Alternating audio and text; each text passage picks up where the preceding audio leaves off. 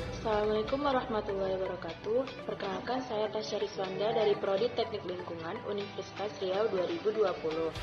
Di sini saya akan menjelaskan tentang pendidikan anti korupsi. Sebelum kita masuk ke pendidikan anti korupsi, saya akan menjelaskan tentang apa itu korupsi.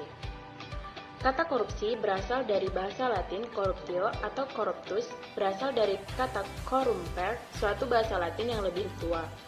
Dari bahasa Latin tersebut, kemudian dikenal istilah corruption, korup dalam bahasa Inggris, corruption dalam bahasa Prancis, dan corruptie atau corrupte. Korupsi secara harfiah adalah kebusukan, keburukan, kebejatan, ketidakjujuran, dapat disuap, tidak bermoral, penyimpangan dari kesucian. Dalam Kamus Besar Bahasa Indonesia, korupsi berasal dari kata korup yang artinya busuk, rusak, buruk, suka memakai barang atau uang yang dipercayakan kepadanya, dapat disogok atau memakai kekuasaan untuk kepentingan pribadi. Dalam Undang-Undang Nomor 20 Tahun 2001, korupsi adalah tindakan melawan hukum dengan maksud memperkaya diri sendiri, orang lain, atau korporasi yang berakibat merugikan keuangan negara atau perekonomian negara. Ada 9 tindakan kategori korupsi dalam Undang-Undang Nomor 20 Tahun 2001. Yang pertama adalah suap, yang kedua illegal profit, yang ketiga secret transaction, dan yang keempat hadiah, yang kelima hibah atau pemberian, dan yang keenam penggelapan, yang ketujuh kolusi, dan yang kedelapan adalah nepotisme, dan yang terakhir adalah penyalahgunaan jabatan dan wewenang serta fasilitas negara.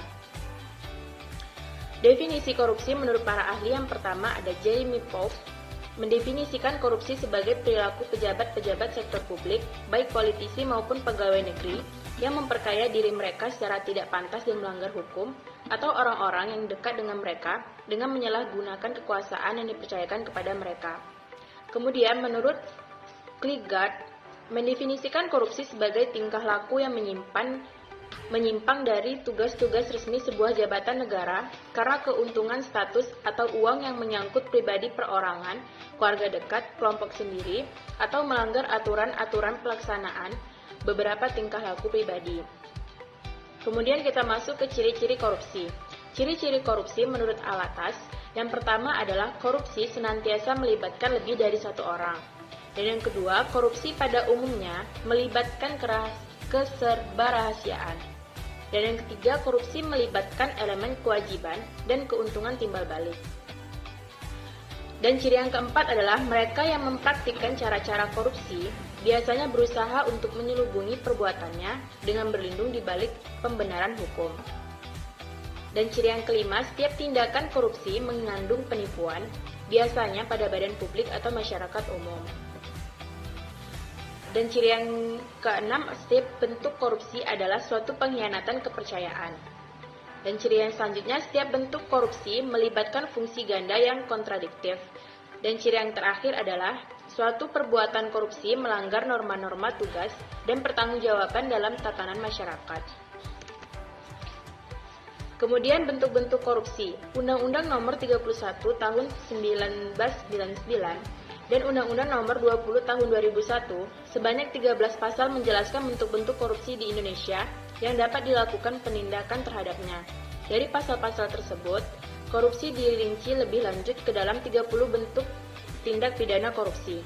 Pasal-pasal tersebut menjelaskan secara rinci tentang perbuatan-perbuatan yang bisa dikenakan pidana penjara karena kasus korupsi. Ke-30 bentuk tindak pidana korupsi tersebut pada dasarnya dapat dikelompokkan seperti kerugian keuangan negara yang terdapat dalam pasal 2 dan 3. Suap menyuap yang terdapat dalam pasal 5 ayat 1 huruf A, pasal 5 ayat 1 huruf B, pasal 5 ayat 2, pasal 6 ayat 1 huruf A, dan pasal 6 ayat 1 huruf B, pasal 6 ayat 2, pasal 11, pasal 12 huruf A, pasal 12 huruf B, pasal 12 huruf C, dan pasal 12 huruf D, dan pasal 13. Penggelapan dalam jabatan terdapat dalam pasal 8, 9, 10 huruf A, 10 huruf B, dan 10 huruf C. Pemerasan terdapat dalam pasal 12 huruf E, huruf F, dan huruf G.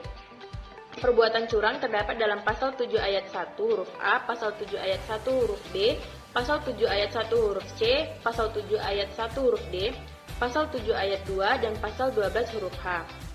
Benturan-benturan dalam pengadaan terdapat dalam Pasal 12 huruf I. Dan yang terakhir gratifikasi yang terdapat dalam Pasal 12B, Pasal 12C. Kemudian jenis-jenis dari korupsi. Menurut Investmeni, jenis-jenis korupsi itu ada 4, yaitu korupsi jalan pintas, korupsi upeti, korupsi kontrak, dan korupsi pemerasan. Sedangkan menurut Masal, jenis-jenis korupsi itu ada 3. Yang pertama adalah grand corruption, yang kedua bureaucratic corruption, dan yang ketiga legislative corruption. Sedangkan menurut Amin Rais, jenis-jenis korupsi itu ada 4, yaitu korupsi ekstortif, korupsi manipulatif, korupsi nepotistik, dan korupsi subversif. Selanjutnya yaitu faktor-faktor yang menyebabkan terjadinya korupsi.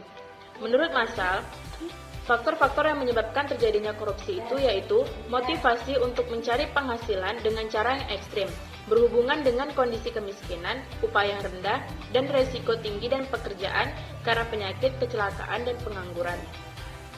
Dan faktor yang kedua adalah kesempatan untuk terlibat dalam korupsi karena disebabkan oleh banyak regulasi yang mendorong kesempatan tinggi untuk melakukan korupsi. Faktor yang ketiga yaitu sistem legislatif dan peradilan yang lemah. Dan yang keempat, penduduk sedikit dengan jumlah sumber daya alam yang melimpah. Dan faktor yang kelima adalah hukum dan prinsip-prinsip etik yang lemah. Dan yang terakhir adalah instabilitas politik dan lemahnya kemauan politik. Faktor-faktor yang menyebabkan terjadinya korupsi, yang pertama menurut ICW yaitu faktor politik. Faktor politik menjadi salah satu penyebab terjadinya korupsi karena banyak peristiwa politik yang dipengaruhi oleh money politik. Dan faktor yang kedua adalah faktor hukum. Faktor hukum menjadi penyebab korupsi dikarenakan banyak produk hukum yang tidak jelas aturannya. Pasal-pasalnya multitafsir dan ada kecenderungan aturan hukum dibuat untuk menguntungkan pihak-pihak tertentu meskipun orang awam tidak bisa melihatnya. Kemudian faktor yang ketiga adalah faktor ekonomi dan birokrasi. Rendahnya pendapatan dan gaji tidak serta mendorong orang untuk melakukan korupsi. Dan faktor yang terakhir yaitu faktor transnasional. Faktor transnasional amat terkait dengan perkembangan hubungan ekonomi lintas negara yang tidak jarang menambah lahan sumber bagi tumbuhnya korupsi di kalangan birokrasi pemerintahan. Menurut Amir Suntoso, ada 5 pandangan yang dapat menjelaskan mengapa korupsi di Indonesia sukar diberantas, yaitu kurang adanya kemauan yang sungguh-sungguh dari pemerintah, para tokoh pemerintah dan DPR untuk memberantas korupsi.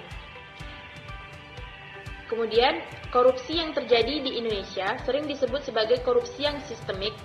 Maksudnya, praktik korupsi tersebut memang terjadi secara sistemik melalui pemanfaatan kelemahan dalam sistem administrasi negara beserta aturan-aturannya.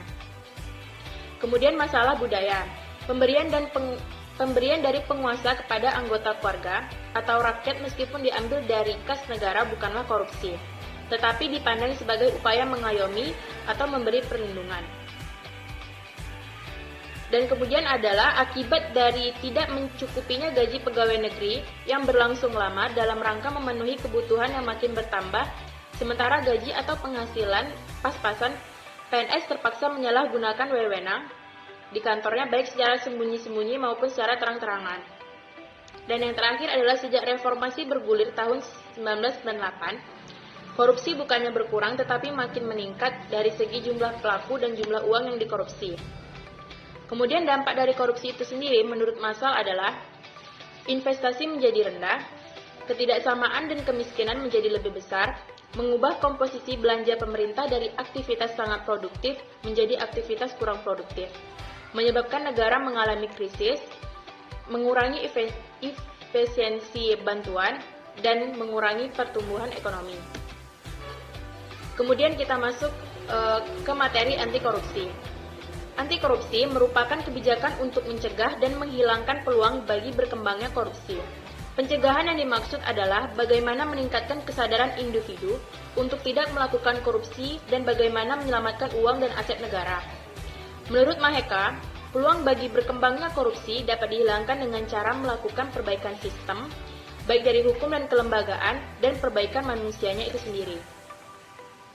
Kemudian langkah-langkah dari anti korupsi ini terbagi menjadi dua dalam hal perbaikan sistem dan dalam perbaikan manusia. Dalam hal perbaikan sistem, langkah-langkah anti korupsi itu mencakup memperbaiki peraturan perundangan yang berlaku untuk mengantisipasi perkembangan korupsi dan menutup celah hukum atau pasal-pasal karet yang sering digunakan koruptor melepas diri dari jerat hukum. Kemudian memperbaiki cara kerja pemerintah atau birokrasi menjadi sederhana dan efisien. Memisahkan secara tegas kepemilikan negara dan kepemilikan pribadi serta memberikan aturan tentang penggunaan fasilitas negara untuk kepentingan umum dan penggunaannya untuk kepentingan pribadi. Dan menegakkan etika profesi dan tata tertib lembaga dengan pemberian sanksi secara tegas. Kemudian penerapan prinsip-prinsip good governance. Mengoptimalkan pemanfaatan teknologi dan memperkecil terjadinya human error. Berkaitan dengan perbaikan manusia, langkah-langkah anti korupsi itu meliputi memperbaiki moral manusia sebagai umat beriman, yaitu dengan mengoptimalkan peran agama dalam memberantas korupsi. Artinya, bahwa pemuka agama berusaha mempererat ikatan emosional antara agama dengan umatnya, menyatakan dengan tegas bahwa korupsi merupakan perbuatan tercela, mengajak masyarakat untuk menjauhkan diri dari segala bentuk perilaku korupsi, dan menumbuhkan keberanian masyarakat untuk melawan korupsi. Kemudian memperbaiki moral bangsa, yakni mengalihkan loyalitas keluarga, klan, suku, dan etnik ke loyalitas bangsa. Meningkatkan kesadaran hukum individu dan masyarakat melalui sosialisasi dan pendidikan anti korupsi. Mengentaskan kemiskinan melalui peningkatan kesejahteraan. Dan yang terakhir yaitu memilih pemimpin yang bersih, jujur, anti korupsi, peduli, cepat, tanggap, dan dapat menjadi teladan bagi yang dipimpin. Kemudian kita masuk ke pendidikan anti korupsi. Secara umum, pendidikan anti korupsi itu diartikan sebagai pendidikan koreksi budaya yang bertujuan untuk mengenalkan cara berpikir dan nilai-nilai baru kepada peserta didik. Pendidikan anti korupsi dapat dipahami juga sebagai usaha sadar dan sistematis yang diberikan kepada peserta didik berupa pengetahuan, nilai-nilai, sikap, dan keterampilan yang dibutuhkan agar mereka mau dan mampu mencegah dan menghilangkan peluang berkembangnya korupsi. Tujuan dari pendidikan anti korupsi itu ada tiga. Yang pertama, pembentukan pengetahuan dan pemahaman mengenai berbagai bentuk korupsi dan aspek-aspeknya. Dan yang kedua, perubahan persepsi dan sikap terhadap korupsi. Dan yang terakhir yaitu pembentukan keterampilan dan kecakapan baru yang dibutuhkan untuk melawan korupsi. Substansi pendidikan anti korupsi dimasukkan sebagai salah satu atau beberapa kompetisi dasar dalam kurikulum tingkat satuan pendidikan KTSP sebagaimana dilegalisasi oleh Permendiknas nomor 22 tahun 2006. Pada jenjang SD kelas 5 semester 1, kompetensi dasar yang berkaitan dengan pendidikan anti korupsi yaitu memberi contoh peraturan perundang-undangan tingkat pusat dan daerah seperti pajak, anti korupsi, lalu lintas, dan larangan merokok. Pada jenjang SMP kelas 8 semester 1, terdapat dua kompetisi dasar yang menunjang perilaku anti korupsi, yaitu mengidentifikasi kasus korupsi dan upaya pemberantasan korupsi di Indonesia. Dan kompetisi yang kedua yaitu mendeskripsikan pengertian anti korupsi dan instrumen atau hukum dan kelembagaan anti korupsi di Indonesia. Kompetensi dasar yang dikembangkan untuk pendidikan anti korupsi pada jenjang SMA kelas 10 semester 1 adalah menganalisis upaya pemberantasan korupsi di Indonesia, menampilkan peran serta dalam upaya pemberantasan korupsi di Indonesia. Sedangkan pada tingkat perguruan tinggi, selain disisipkan dalam mata kuliah yang relevan atau menjadi mata kuliah tersendiri, pendidikan anti korupsi dapat diwujudkan dalam kegiatan ekstrakurikuler, seperti pelatihan anti korupsi pada aktivis BEM dan himpunan mahasiswa jurusan atau program studi, rubrik anti korupsi di koran atau majalah mahasiswa atau pers kampus, dan kegiatan-kegiatan lainnya. Kemudian kita masuk ke lembaga-lembaga anti korupsi di Indonesia. Lembaga-lembaga anti korupsi di Indonesia yang pertama yaitu KPK atau Komisi Pemberantasan Tindak Pidana Korupsi. KPK dibentuk berdasarkan Undang-Undang Nomor 30 Tahun 2002 pada tanggal 29 Desember 2003. KPK dibentuk dengan tujuan untuk meningkatkan daya guna dan hasil guna terhadap upaya pemberantasan tindak pidana korupsi. dan lembaga anti korupsi di Indonesia yang kedua yaitu Yayasan Lembaga Bantuan Hukum Indonesia atau YLBHI. YLBHI mulanya bernama Lembaga Bantuan Hukum atau LBH yang didirikan berdasarkan ide atau gagasan yang berkembang dalam Kongres Ketiga Persatuan Advokat Indonesia atau Paradin pada tahun 1969. YLBHI merupakan lembaga non-pemerintah yang secara spesifik melakukan advokasi dan pembelaan hukum kepada golongan lemah dan tertindas. Dan yang ketiga adalah Indonesia Corruption Watch atau ICW. ICW adalah lembaga nirlaba yang terdiri dari sekumpulan orang-orang yang memiliki komitmen untuk memberantas korupsi melalui usaha-usaha pemberdayaan rakyat untuk terlibat atau berpartisipasi aktif melakukan perlawanan terhadap praktik korupsi ICW. ICW lahir di Jakarta pada tanggal 21 Juni 1998 di tengah derasnya gerakan reformasi. Dan lembaga-lembaga anti korupsi Indonesia yang keempat yaitu Masyarakat Transparansi Indonesia atau MTI. Fokus MTI adalah penegakan transparansi di semua lini masyarakat, mulai dari persoalan sosial politik, ekonomi, hingga pertahanan keamanan. Dalam pandangan aktivis MTI, transparansi merupakan kunci masuk terciptanya pemerintah yang baik dan bersih. Dan lembaga anti korupsi yang terakhir yaitu Transparency International Indonesia atau TII. TII merupakan lembaga cabang nasional dari Transparency International atau TI yang merupakan gerakan global menentang korupsi yang berkantor di Berlin, Jerman. Transparency International Indonesia atau TII bertujuan mempromosikan transparansi dan akuntabilitas dalam pemerintahan dan sektor usaha.